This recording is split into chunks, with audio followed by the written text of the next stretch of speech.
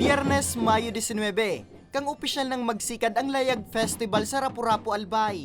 Kasabay kang pagbubukas, ang pagpatiribayan kang 7 eskwelahan digdi sa drum and lyre competition. Nasa huri, Rapu-Rapu Central School ang naging kampiyon.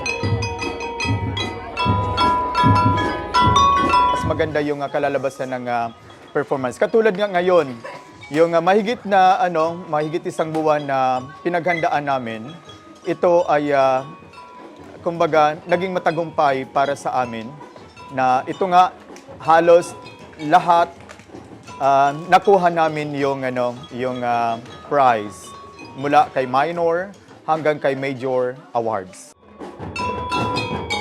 Sa Great Avenue naman po, no, sa part ng educators, it also sa part ng mga bata.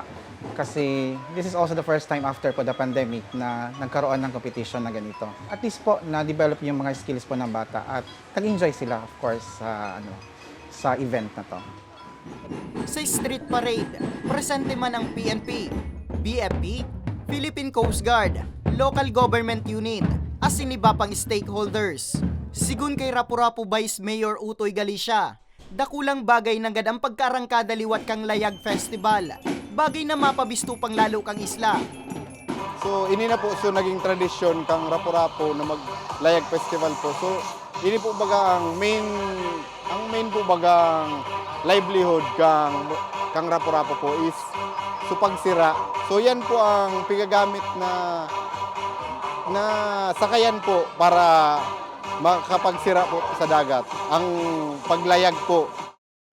Katakod ka ni, pinasalamatan man kang vice-alkalde ang mga nagtarabang asin nagtauning suporta. Ngani mas maging magayon asin makulurang pagbubukas kang Layag Festival ngunya na taon.